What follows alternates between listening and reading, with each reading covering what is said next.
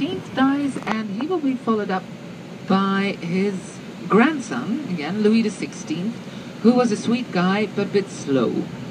And he sees that the mentality of the people has changed, that ideas have come over from the United States, where the French helped kick the English out, where everybody had the same rights, that the French wanted the same thing. But he couldn't change everything very quickly.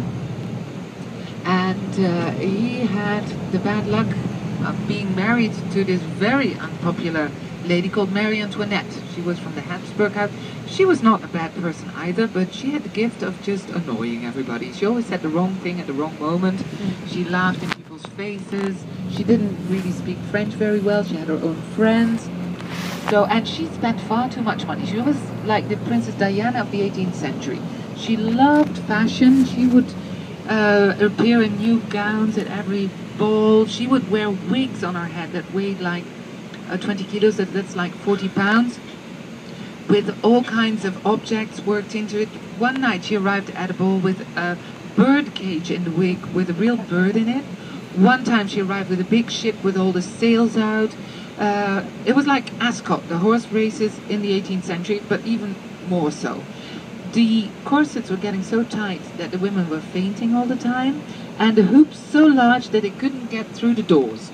They had little, what do you call it, cords on the side. You could pull up your little basket on your hip, pull it up and pull up yourself through the doors. So it was really crazy fashion, very decadent, as if they knew that things were coming to an end, that the revolution would start very soon. But everybody was really upset with Marie Antoinette because she was spending too much money. She was too frivolous in those difficult days.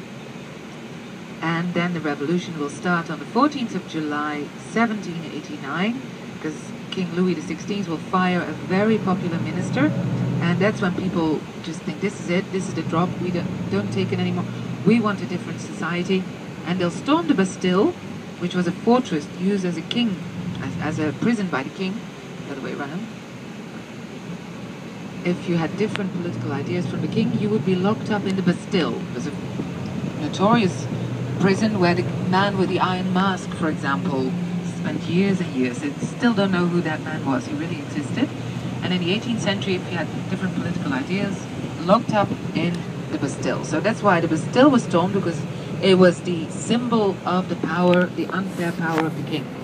And then they'll storm Versailles, because Versailles is coming up here in front of us a few months later. And that's really more or less the end of the monarchy, because Louis XVI and Marie Antoinette will be decapitated during the French Revolution. So it was only 3 kings who lived here in Versailles: Louis XIV, XV, XVI. Very easy. And then after the French Revolution, the kings never came back to Versailles, and it became a museum. And you will be able to visit the state apartments where the king would receive everybody who would like to come on Monday evening, Wednesday evening and Thursday evening from 6 until 10 at night, 4 hours. Then the candles would have burned down and the lights went out and everybody had to go. It's a really good trick for back home. If you're sick of your guests, you say, sorry, but the candles have all burned, you have to go.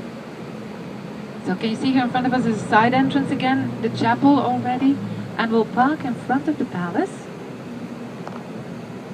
And then we'll walk you up to the group entrance, because we made a special booking to get you in very quickly. And then we'll walk you to the audio guide, and then I'll say goodbye to you, because it's a bit of a strange moment to say goodbye to you, because it's in the middle of your trip, so we won't make a big thing of it, because you'll have a few more great days ahead of you with Pam, and tonight you still have Hans, so I leave you in very good hands. But I want to thank you all for having been such a nice group